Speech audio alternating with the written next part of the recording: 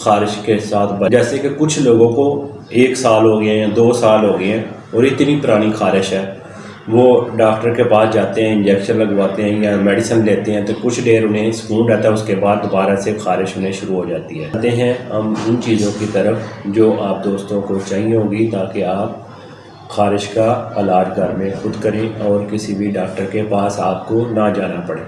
सबसे पहले तो ये गंधक, ये आम सी चीज़ है, ये आपको पंसार की दुकान से मिल जाएगी। ये जो मैं लेकर आया हूँ ये 30 रुपये की है।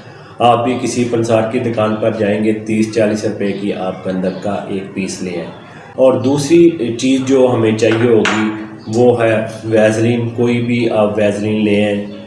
और तीसरी जो चीज़ हमें चाहिए होगी वो है 10 लाख का टीका।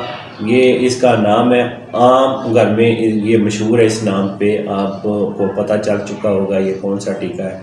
मैं इसका नाम भी लिख दूंगा ताकि आप आसानी के साथ मेडिकल स्टोर पे जाएं और इसको लेकर आएँ।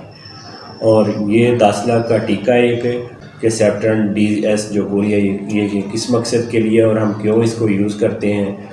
और ये भी जो आपके ज़ख़म होते हैं और फिंसियाँ फोड़े होते हैं उनको भी ये ख़त्म करती है। और पांचवी जो हमें चीज़ चाहिए होगी वो है बैडाल।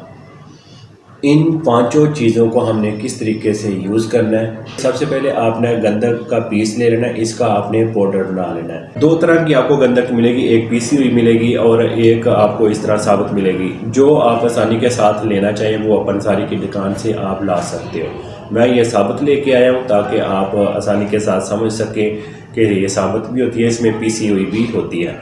इसको आप पीस लेंगे, कोई इसको इतना मुश्किल नहीं है। ये देखो ये बिल्कुल पाउडर नुमा हो चुकी है। इसको अब मैं निकाल लूँगा और इसको हम किस तरीके से यूज़ करेंगे वो भी मैं आपको तरीका बताता हूँ। 2 चम्मच आपने जो गंधक का पाउडर बनाया है 2 चम्मच आपने उसके ले लेने हैं।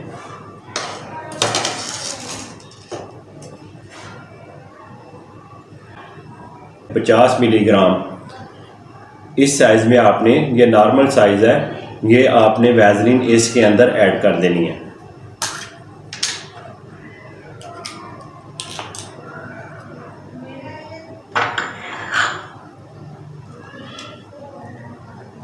जो 10 लाख का मैं आपको इंजेक्शन बता रहा था वो भी हमने इसमें डाल देना है।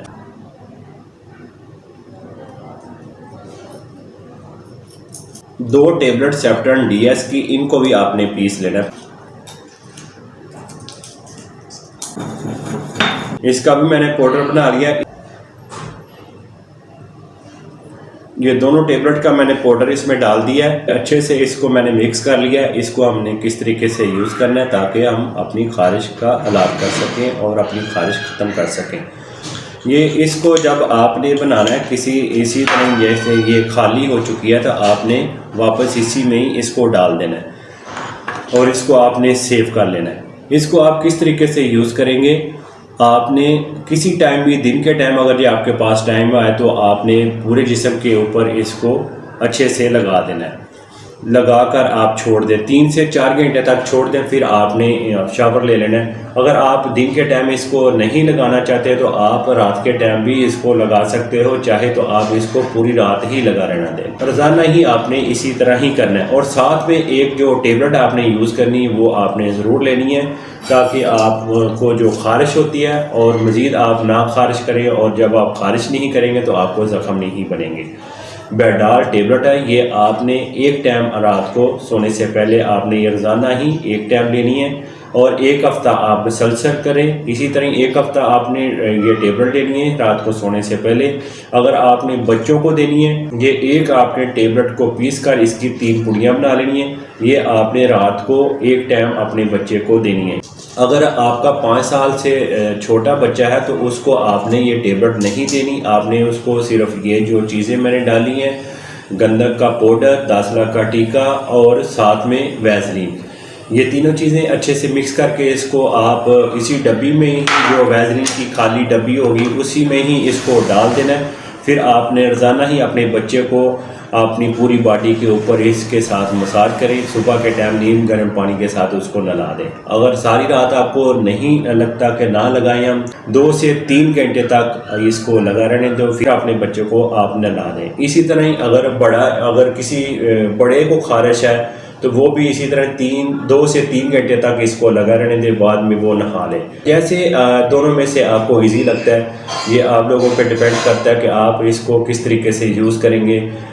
तो ये दोनों तरीके मैंने आपको बता दिए, इसको आप ज़रूर करें। एक दिन जब आप इसको लगाएंगे तो अगले दिन जब आप सुबह उठेंगे तो आपको लगेगा कि हमारी जो खारिश थी आधी ठीक हो चुकी है। तो इंशाल्लाह 2 से 3 दिन तक आप इसको जब लगाएंगे तो आपकी खारिश ख़त्म हो जाएगी। लेकिन फिर भी आपने मुसलसल 1 हफ़्ता इसको ज़रूर यूज़ करना है, ताकि जो खारिश के जरासीम वगैरह हैं वो दोबारा आपको खारिश ना स्टार्ट हो जाए। इसलिए आपने मुसलसल इसको 1 हफ़्ता ज़रूर यूज़ करें।